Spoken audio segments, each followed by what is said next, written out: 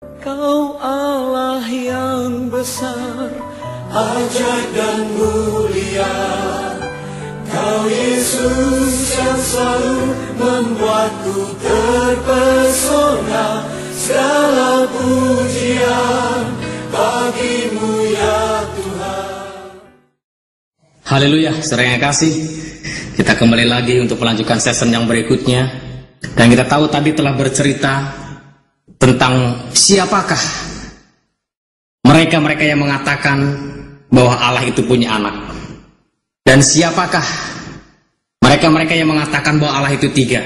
Ternyata dari sejarah mencatat bahwa yang mengatakan Allah itu tiga adalah bangsa Quraisy atau Bani Quraisy, yang mereka dimana menyembah Allah, Al-Lata dan Al-Uzza. Dan kemudian orang yang mengatakan atau mereka yang mengatakan bahwa Allah punya anak, itu adalah bukan kita sebagai orang percaya atau orang Kristen atau orang Nasrani, tetapi mereka, yaitu orang kafir Quraisy yang mengatakan, yang direkod di dalam Al-Quran, bahwa mereka mempercayai bahwa Allah mempunyai anak tiga, yaitu Al-Lata, Al-Mana dan Al-Uzza. Dan oleh karena pada sesi yang berikutnya, sore sesi ini kita akan melihat dari manakah asal mula patung-patung itu atau dewa-dewa itu. Mengapa orang-orang Arab atau keturunan Ibrahim kok menjadi penyembah berhala, sedangkan Al-Quran mencatat bahwa Ibrahim itu tidak menyembah berhala, dan justru Ibrahim melaksanakan dan beribadah kepada Tuhan yang Esa. Dalam sejarah Islam mencatat bahwa Ibrahim dan anaknya Ismail, yaitu mereka berdua mengajarkan keesaan Allah di kota Mekah, yaitu di Arab, di Jazirah Arab. Dan kemudian dari pendakwaan mereka, dari dakwah mereka berdua, banyak sekali orang-orang Arab yang menjadi percaya dan menyembah Allah yang Esa. Dan kemudian Ismail pun menikah dengan orang Arab, yaitu Ismail menikah dengan penduduk Mekah dari suku Jurhum, keturunannya disebut Bani Ismail. Dan Ismail ini setelah menikah dengan orang Mekah, Ismail menikah dengan orang Mekah dengan suku Jurhum, dan keturunan mereka, anak-anak mereka disebut Bani Ismail. Dan kemudian ada satu peristiwa yang penting pada waktu bendungan di Ma'rib pecah, yaitu di Arab Selatan, dan menimbulkan malapetaka yang besar, maka penduduknya berbondong-bondong pindah ke utara, yaitu kota Mekah. Rombongan itu dipimpin oleh Harits bin Amir yang bergelar Khuza'ah. Mereka berhasil mengalahkan penduduk Mekah, dan mulai saat itu Bani Khuza'ah menguasai Mekah, sedangkan keturunan Ismail hijrah ke tempat yang lain. Jadi ada satu kelompok besar dari selatan, yaitu yang dipimpin oleh Harits bin Amir yang disebut Khuza'ah, dan dia berperang melawan suku-suku yang ada di Mekah, dan dia mengalami kemenangan sehingga Khuza'ah ini menguasai kota Mekah, sehingga Bani Ismail atau keturunan Ismail itu pindah ke tempat yang lain. Dan kemudian saudara kasih, Amir bin Lubai, seorang dari Bani Khuza'ah, pergi ke Balqah, itu daerah negeri Syam, itu Damsyik. Di sana penduduknya menyembah berhala, sehingga Amir bin Lubai tertarik dan mengikutinya. Ketika pulang ke Mekah, Amir bin Lubai membawa patung Hubal, yang kemudian patung tersebut diletakkan di si Ka'bah. Lambat laun kemudian penduduk Mekah menjadi penyembah berhala. Jadi mulai ada berhala masuk ke kota Mekah itu melalui Amir bin Lubai, dan dia ambil dari kota Balqah, yaitu negeri Syam atau di negeri Damsyik. Dan kemudian saudaraku, ini diambil atau direkod dalam hadis Sahih Bukhari ayat yang ke-832. Di sana dikatakan bahwa di dalamnya atau di dalam Ka'bah itu terdapat banyak sekali berhala. Berhala itu satu demi satu diambil dari Damsyik. Dan kemudian hadis Sahih Bukhari ayat yang ke-1187, di keliling Ka'bah terdapat sebanyak 360 berhala. Jadi di Ka'bah itu sekarang sudah menjadi tempat penyembahan berhala bagi orang-orang atau Bani Khuza'ah yang hidup, yang tinggal di Mekah. Oleh karena itu saudara, kemudian mereka setiap hari sebelum mereka berdagang pergi ke kota lain, mereka harus datang kepada datang ke Ka'bah dan mereka melaksanakan haji, melaksanakan tawaf keliling ke Ka'bah itu sambil telanjang bulat dan menyembah patung-patung itu, memberkati patung supaya mendapatkan barokah atau berkat. Dan kemudian dewa yang paling tertinggi yang mereka imani, yang pertama itu adalah dewa Allah. Jadi sebelum itu, yaitu pada abad yang kelima Masehi, muncullah Qusay. Ini adalah seorang pemuda yang cukup gagah berani dari keturunan Quraisy, seorang pemimpin Quraisy yang berhasil merebut Mekah dari Bani Khuza'ah. Kemudian Qusay menikah dengan Hubayyah, anak Hulail al-Khuzai. Kemudian Qusay dan istrinya tetap menyembah berhala, dan bahkan semakin banyak berhala yang didatangkan dari Syam antara lain.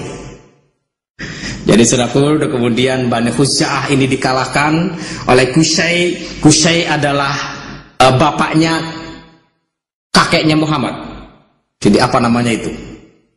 Jadi kalau kita lihat ada silsilahnya itu dari Qusay, kemudian Abdul Muthalib, kemudian Abdullah, kemudian Muhammad.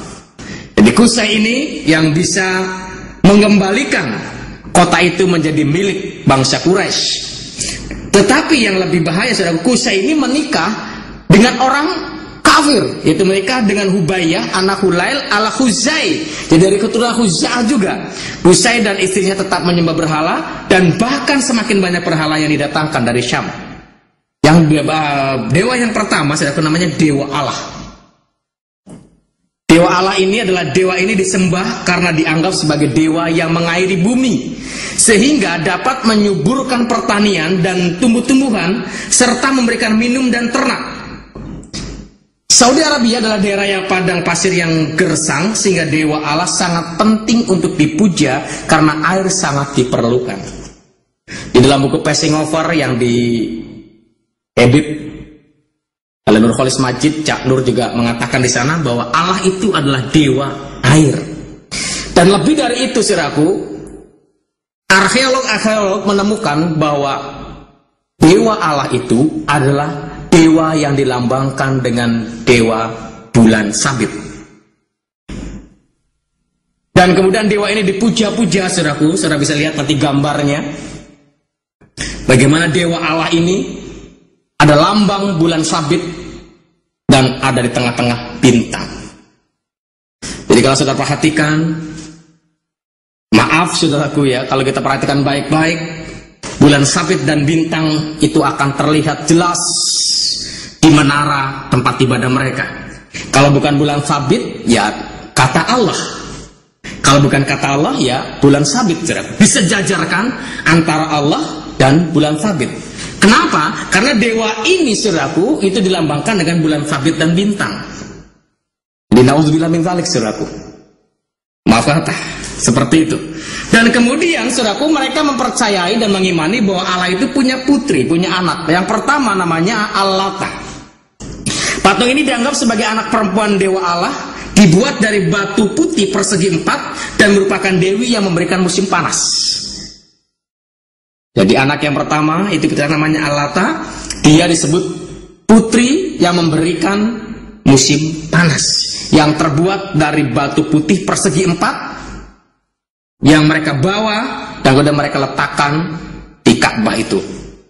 Dan kemudian yang kedua yaitu Al-Uzza. Al-Uzza ini, patung ini juga dianggap sebagai putri Allah, dibuat dari 3 pohon kayu yang merupakan dewi pemberi musim dingin. Jadi ada pemberi musim panas, ada pemberi musim dingin. Dan yang ketiga, putri yang ketiga adalah Al-Manah. Patung ini dianggap putri ketiga dari dewa Allah, dibuat dari bat dan merupakan dewi yang menentukan nasib orang. Jadi yang menentukan nasib orang itu adalah namanya Dewi Al-Manah. Dan Al-Quran juga mencatat, maka apakah kamu patut, hai orang-orang musyrik, menganggap Al-Lata dan Al-Uzza dan Al-Manah yang ketiga, yang paling terkemudian, sebagai anak perempuan Allah. Dan ini yang ditentang oleh Nabi Muhammad pada saat dia muncul sebagai rasul. Kemudian dewa yang lain, setelah ada dewa Allah, Al-Lata, Al-Uzza dan Al-Manah, yaitu Hajar Aswad. Saudara bisa lihat, perhatikan gambarnya. Hajar Aswad terletak di sudut kanan Ka'bah. Hajar Aswad ini yang artinya hajar itu batu, aswad itu hitam. Jadi batu hitam. Batu hitam ini atau patung ini berbentuk batu hitam besar. Bangsa Arab percaya bahwa batu hitam ini berasal dari malaikat yang menjadi batu permata hitam dari surga. Jadi mereka mempercayai ada malaikat dari surga berubah menjadi batu hitam, yang mereka percaya juga menjadi dewa. Patung ini akan muncul pada hari kiamat katanya dengan mempunyai tangan, lidah, telinga, dan mata. Bangsa Arab juga percaya bahwa patung ini akan keluar dari tempatnya dengan mempunyai 2 tangan, 2 kaki, dan 1 muka. Setelah beberapa saat akan kembali lagi ke tempatnya. Jadi dewa ini bisa jalan-jalan, saudaraku. Nah, jadi orang Arab itu, orang Quraisy itu, mereka sebelum mereka berdagang, sebelum mereka berbisnis apapun, mereka akan datang kepada dia ke dalam Ka'bah ini, dan kemudian dia mencium batu Hajar Aswad ini atau batu hitam ini. Dan tradisi ini, saudaraku, dilanjutkan. Tapi sebelum ini, saudaraku, nanti tradisi ini dilanjutkan oleh kaum atau saudara kita untuk melaksanakan haji. Sehingga pada saat mereka haji, mereka keliling sambil mengatakan labbaik Allahumma labbaik innal hamda syarika laka labbaik. Yang mengatakan, ya Tuhan, aku datang atas panggilanmu. Jadi pada saat mereka ada di hadapan batu itu atau Hajar Aswad itu, kalau mereka bisa berusaha untuk mencium batu itu, mengatakan labbaik Allahumma labbaik innal hamda syarika laka labbaik. Tetapi kalau nggak bisa, karena udah jutaan orang berkeliling di sana, jadi nggak mungkin semua orang bisa mencium batu itu, dan cukup hanya melambaikan tangan, labbaik Allahumma labbaik innal hamda syarika laka labbaik. Ya Tuhan, aku datang atas panggilanmu.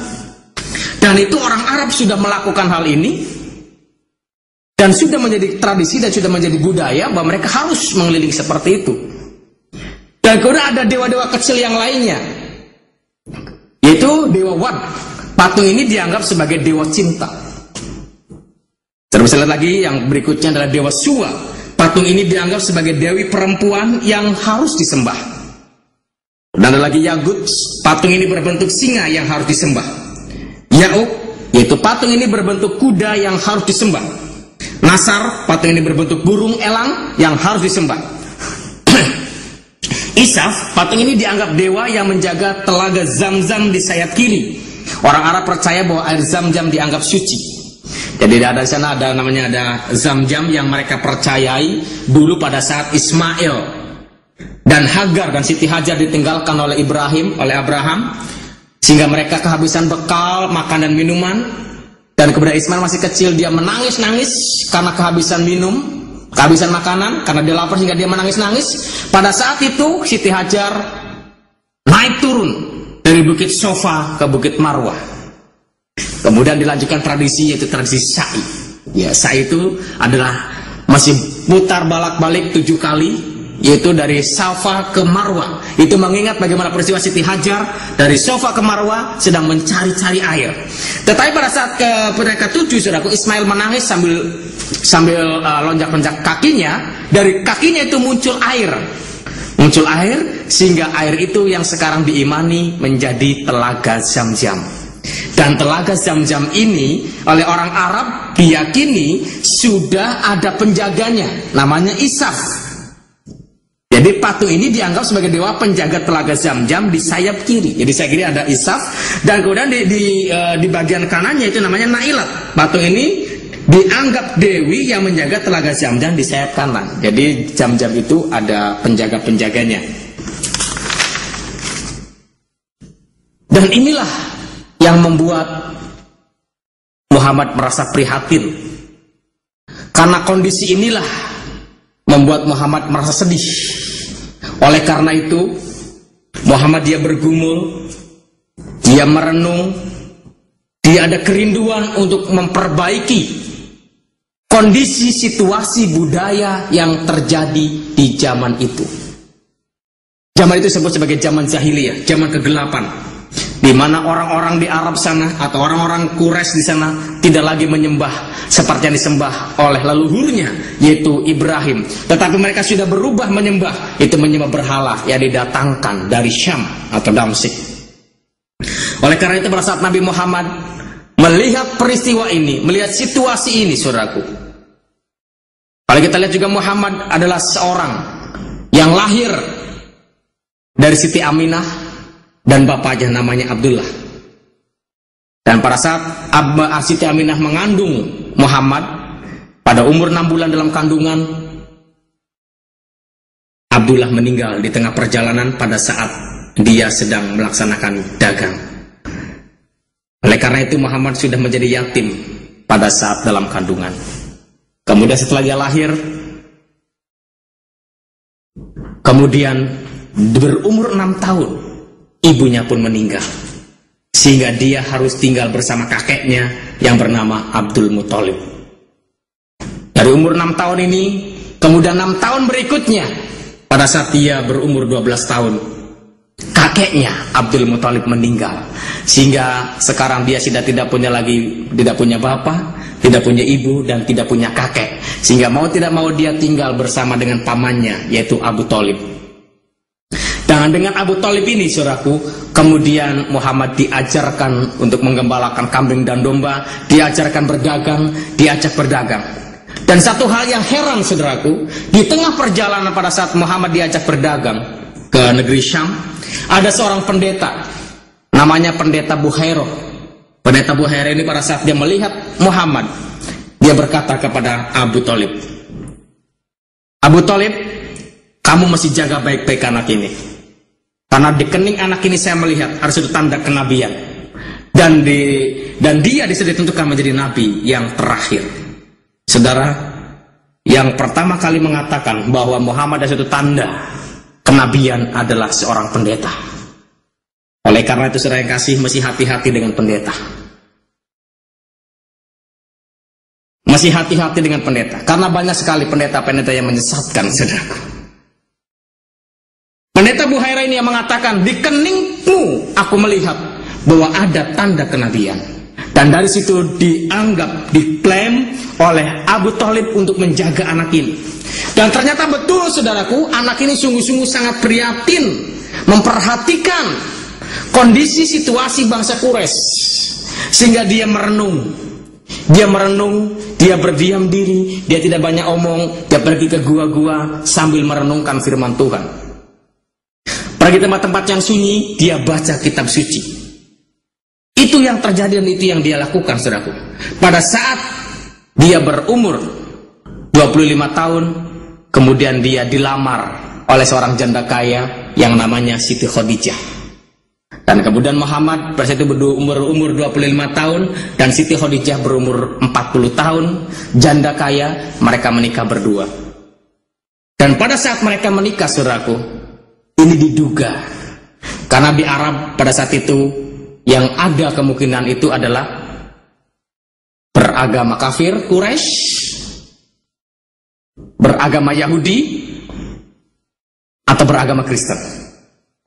Dan kalau kita lihat pernikahan mereka, saudaraku, tidak mungkin Muhammad dan Khadijah itu melaksanakan pernikahannya dengan cara orang kafir.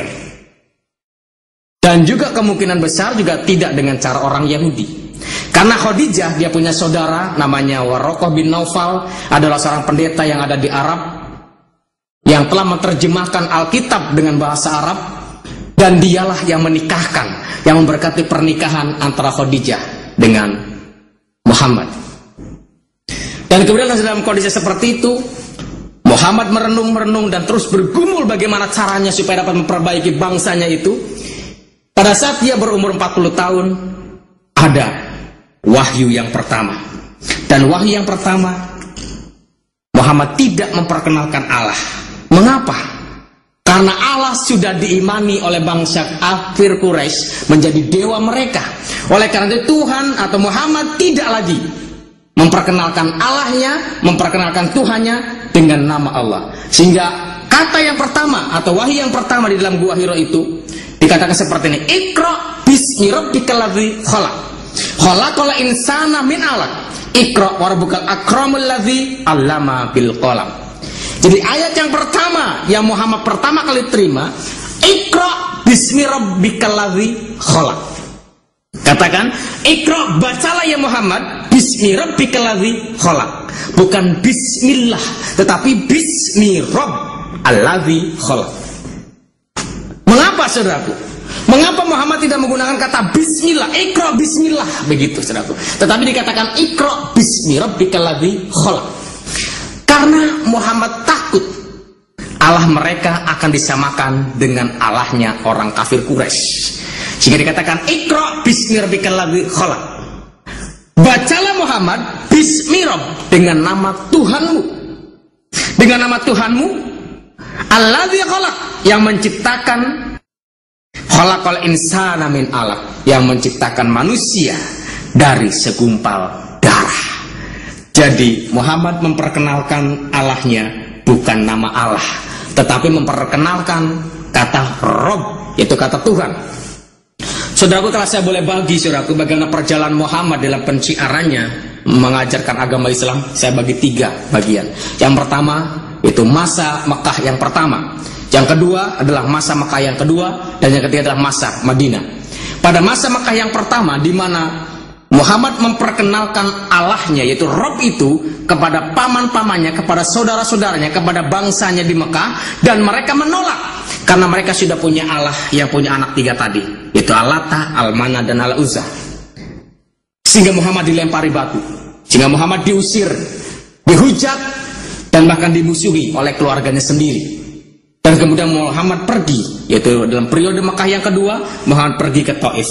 Di Taif pun dia mengajarkan, dia memperkenalkan bahwa Allah itu Ar-Rahman. Allah itu adalah kasih. Itu dicatat dalam surat Ar-Rahman. Dia tidak memperkenalkan Allah kepada orang-orang yang di Taif, tetapi dia memperkenalkan nama Rahman. Saudara yang kasih, mengapa dikatakan dengan nama Rahman itu? Supaya membedakan antara Allahnya Muhammad dengan Allahnya orang Quraisy. Dan kemudian karena Muhammad memperkenalkan Allah yang baru atau Tuhan yang baru, maka Muhammad dilempari batu sampai keningnya bocor keluar darah. Dan kemudian dia dengan sembunyi-sembunyi dia pergi ke Madinah. Dan di Madinah itulah Muhammad bisa berjumpa dengan orang-orang Yahudi dan orang-orang Nasrani. Dan Muhammad sangat disambut baik oleh mereka karena mengajarkan Tuhan yang Esa.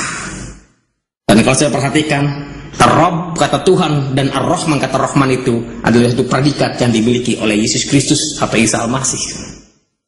Tetapi konsep atau tujuan Muhammad itu bukan agama sebenarnya, tetapi konsep atau tujuannya adalah memperbaiki budaya yang ada di Makkah itu. Sehingga pada saat dia di Madinah, dia memiliki kekuatan, banyak pengikut-pengikutnya yang datang kepada dia. Dan pada saat sudah cukup, kemudian dia pergi lagi ke Mekah. Dan di Mekah, orang-orang Mekah itu ketakutan dengan keadaan Muhammad itu. Dan kemudian pada haji yang terakhir, haji wada, Muhammad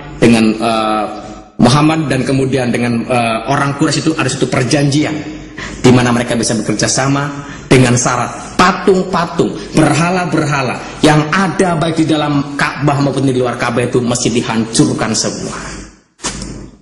Tetapi sayangnya ada satu berhala yang tidak bisa dihancurkan di sana karena sudah melekat dengan bangunan itu. Itu namanya Hajar Aswad. Sampai sekarang Hajar Aswad itu tidak bisa lepas.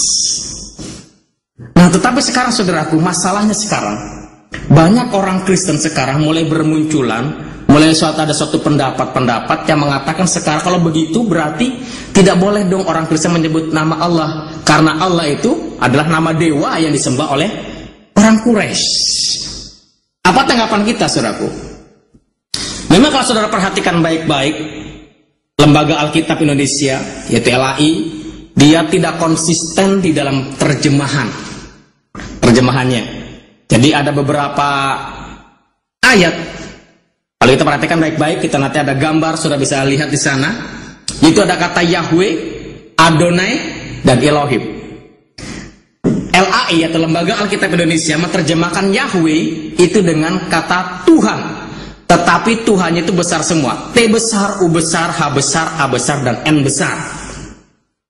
Dan kemudian karena Yahweh ini sangat sakral bagi bangsa Yahudi, pada saat dia berjumpa dengan kata Yahweh tidak mengatakan Yahweh, tapi mengatakan Adonai.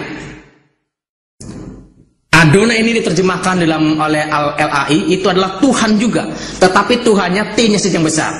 T-nya besar, kemudian U, H, A, N-nya itu kecil. Dan kemudian yang berikutnya adalah Elohim, yaitu nama yaitu Allah, diterjemahkan Allah. Tetapi saudaraku, muncul di dalam kitab Yehezkiel sangat banyak sekali, di sana akan muncul kalimat atau kata Adonai Yahweh. Jadi Adonai Yahweh, kalau kita lihat perhatikan baik-baik, Adonai diterjemahkan seharusnya Tuhan, titik yang besar, Yahweh, Tuhan juga sama, tapi besar semua. Jadi seharusnya Tuhan, Tuhan.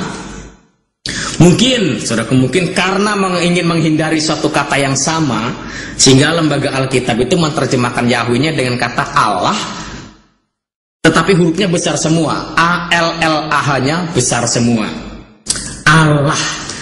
Jadi disebut Tuhan Allah. Ini yang sebenarnya tidak baik. Ini yang sebenarnya tidak benar. Karena Allah, karena Yahweh itu tidak boleh diterjemahkan dengan kata yang lain, apalagi Allah ini sudah menjadi suatu nama yang disembah oleh bangsa Arab. Oleh karena itu, saudara kasih, kalau kita lihat Allah itu sendiri itu berasal dari mana? Orang Kristen boleh tidak menyebut Allah di dalam ibadah mereka, di dalam keseharian mereka. Ini pertanyaannya, boleh tidak orang Kristen itu menyebut Allah? Saudara, saya tidak akan mengatakan itu boleh dan tidak boleh. Tetapi mari kita lihat asal kata Allah itu. Allah itu terdiri dari dua kata. Dari bahasa Arab terdiri dari dua kata, al dan ilah. Al dan ilah. Jadi ilah artinya, saudaraku, artinya adalah sesuatu yang disembah. Tetapi dalam kaidah Arabiah mengatakan bahwa ilah itu masih nakiroh, masih tidak jelas. Ilahnya yang disembah itu yang mana sehingga jelas. Tetapi kalau sudah dikasih al untuk memakrifatkan yang nakiro ini, untuk menjelaskan yang nakiro ini menjadi jelas, al ilah. Kalau dalam bahasa Inggris mungkin lebih gampang kalau dalam bahasa Inggris, karena bahasa Indonesia tidak mengenal definite artikel. Tapi kalau dalam bahasa Inggris semakin jelas. Contohnya misalkan a book, kita bisa berkata a book, sebuah buku, tetapi bukunya nggak jelas buku yang mana. Tetapi kalau sudah dikasih the, menjadi the book, itu sangat jelas buku itu. Jadi buku yang dimaksud itu loh bukunya. Jadi ilah itu adalah God, tetapi kalau al-ilah itu adalah the God. Nah sekarang saya mau bertanya, berarti al-ilah atau Allah ini artinya adalah sesuatu yang disembah itu. Nah tentunya sesuatu yang disembah itu punya nama. Siapakah nama Allah itu? Dan kemudian saudara kasih, kalau kita lihat juga ada satu teks azan yang mengatakan La ilaha illallah. Dan mereka menerjemahkan tidak ada Tuhan kecuali Allah. Sebenarnya terjemahan yang sedikit tidak konsisten, saudara. Seharusnya tidak ada ilah kecuali Allah, atau tidak ada ilah kecuali al-ilah, bukan Tuhan. Karena biasanya kata Tuhan itu berasal dari kata Rob, bukan dari kata ilah. Karena ilah itulah tidak ada ilah kecuali al-ilah seharusnya. Nah kemudian tidak ada yang disembah kecuali yang disembah itu. Nah kita bertanya lagi, kalau begitu siapakah yang disembah itu? Saudara kasih, mari kita renungkan bersama-sama. Saya kembalikan kepada saudara, boleh atau tidak boleh menyebut nama Allah. Karena satu perbedaan yang sangat prinsip, saudaraku. Orang Kristen mengatakan bahwa Tuhan Allahku. Berbeda dengan orang Islam, kalau orang Islam mengatakan Allah Tuhanku. Sekilas sepertinya sama, saudara. Tetapi kalau kita perhatikan baik-baik, itu akan menjadi berbeda dan jauh berbeda. Mengapa? Kalau orang Islam mengatakan Allah Tuhanku, berarti Allah yang diimani oleh orang Islam sudah menjadi suatu nama yang menjadi Tuhan mereka. Tetapi kalau kita adalah Tuhan Allahku, Allahku itu bukan nama, tetapi Allahku adalah satu predikat yang dimiliki oleh Tuhan. Tuhan adalah Allahku, Tuhan adalah sesembahanku. Men, sudah bisa mengerti? Tuhan adalah Allahku. Nah, suatu predikat yang dimiliki oleh Tuhan kita, yaitu Yahweh, dan kemudian nama itu telah diberikan sepenuhnya, kuasa itu telah diberikan sepenuhnya kepada Yesus Kristus. Makanya di dalam nama ini ada kuasa yang sangat besar. Karena segala kuasa di bumi dan di sorga telah diberikannya kepada Dia. Allah yang sesungguhnya, Al-Ilah yang sesungguhnya adalah Isa Al-Masih, adalah Yesus Kristus. Oleh karena itu saudara, pada season ini semakin jelaslah bahwa yang mengatakan Allah itu tiga itu bukan orang Kristen. Karena orang Kristen tidak pernah mengatakan bahwa Allah itu tiga. Tetapi yang mengatakan Allah itu tiga adalah bangsa Quraisy sendiri, atau bangsa Arab yang mengatakan Allah itu tiga, itu Al-Lata, Al-Mana, dan Al-Uzza. Dan kemudian yang mengatakan bahwa Allah itu punya anak, saudaraku, itu bukan orang Kristen. Tetapi yang mengatakan bahwa Allah itu punya anak adalah orang kafir Quraisy, itu bangsa Arab yang mengatakan bahwa Allah itu punya putri-putri, punya 3 anak yang namanya Al-Lata, Al-Uzza, dan Al-Mana. Nah, sekarang bagaimana dengan kita?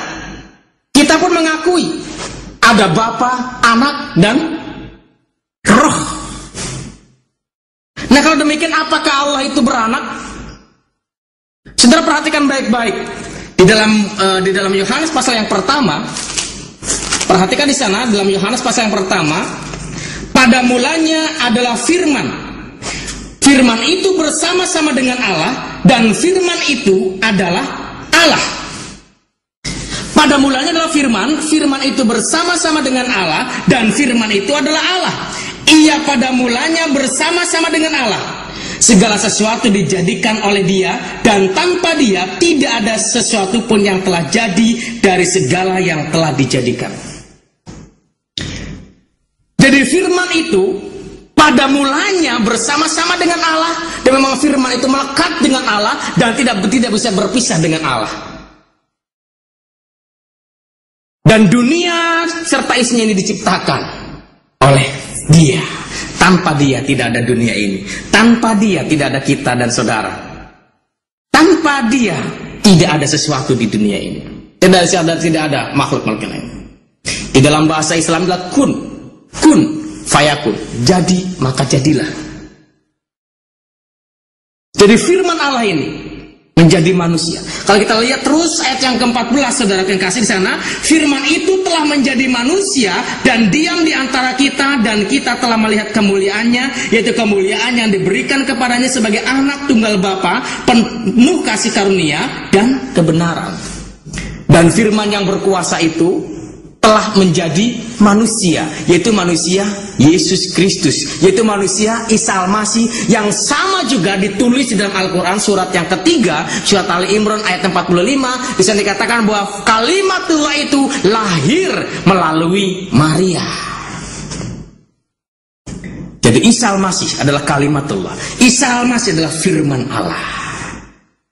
Saudara yang kasih,